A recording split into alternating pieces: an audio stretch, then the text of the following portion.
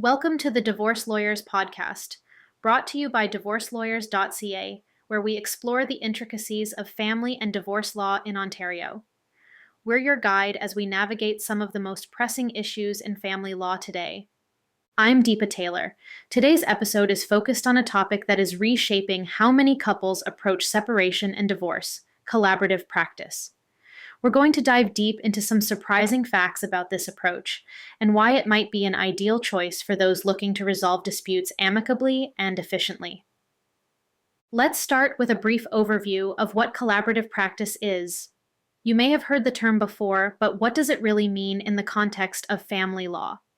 Collaborative practice is an alternative dispute resolution process where both parties agree to resolve their issues outside of court.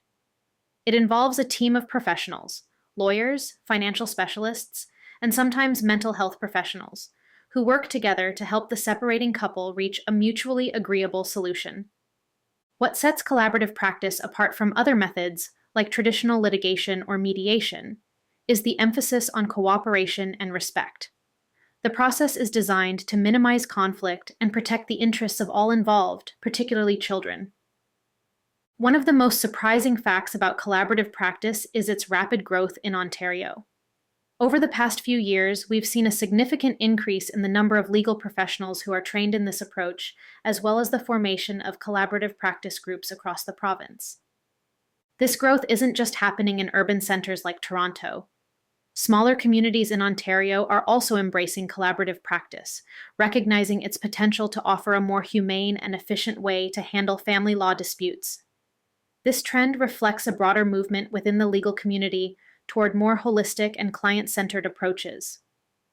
Another surprising aspect of collaborative practice is its cost-effectiveness.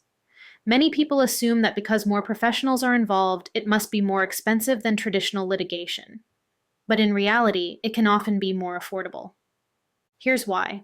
In collaborative practice, all parties commit to transparency and full disclosure from the outset, which significantly reduces the need for costly court motions and the delays that often come with them. By working with financial and family professionals who are neutral, couples can avoid the back and forth that typically happens in adversarial processes. This streamlined approach saves both time and money. Moreover, the emotional costs are considerably lower. By avoiding the adversarial nature of court proceedings, parties often experience less stress and anxiety, which can translate into a more positive experience overall. Flexibility is another key advantage of collaborative practice, and this is where it really shines compared to the traditional court system. Unlike court schedules, which are rigid and often delayed, collaborative practice allows the parties to set their own pace.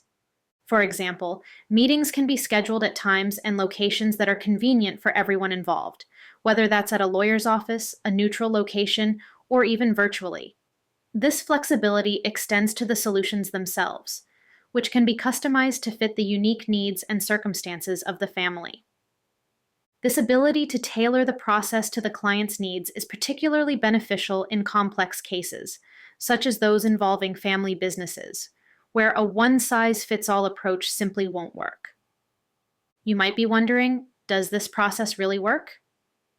The answer is a resounding yes. Collaborative practice boasts some of the highest success rates in family law, but what's even more impressive is the level of client satisfaction.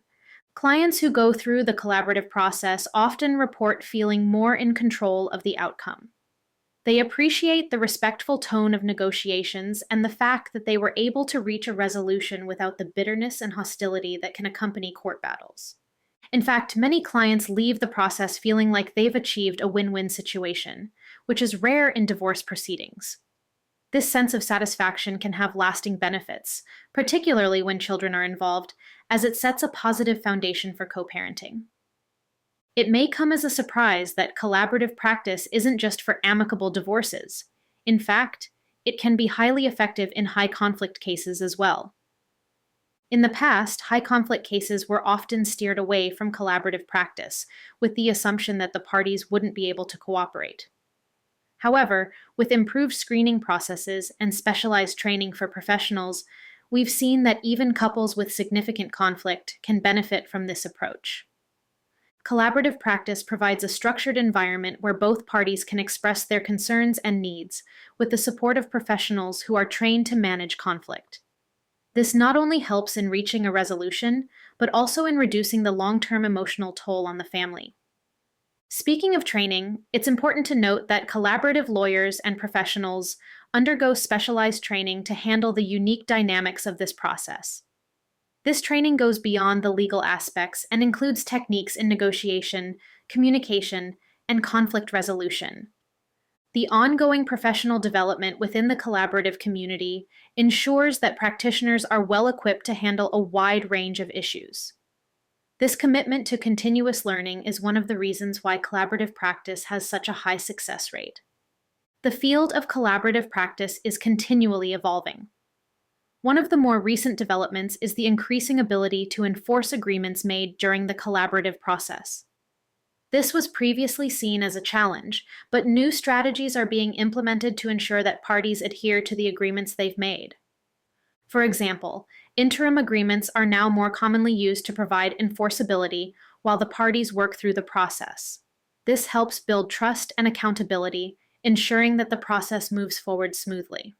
Collaborative practice isn't just growing in Ontario or Canada, it's gaining traction worldwide. Originally developed in the United States, this approach has now been adopted in many other countries, reflecting its universal appeal as a more humane way to resolve disputes. However, with this growth comes challenges. One of the ongoing challenges is increasing public awareness. Despite its benefits, many people are still unaware that collaborative practice is an option.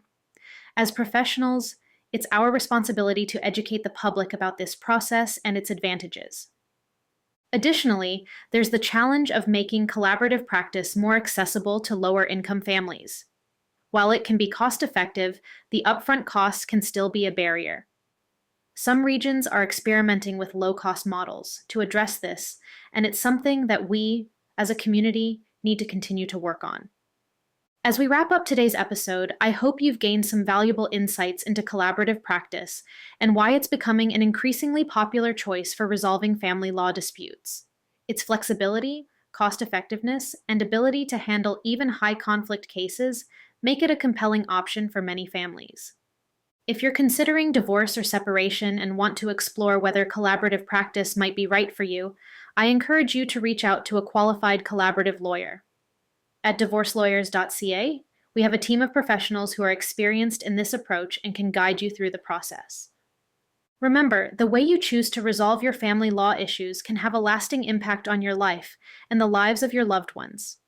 Collaborative practice offers a way to navigate these challenges with dignity and respect. Thank you for joining me today on the Divorce Lawyers podcast.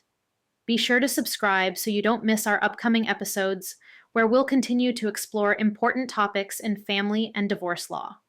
Until next time, take care.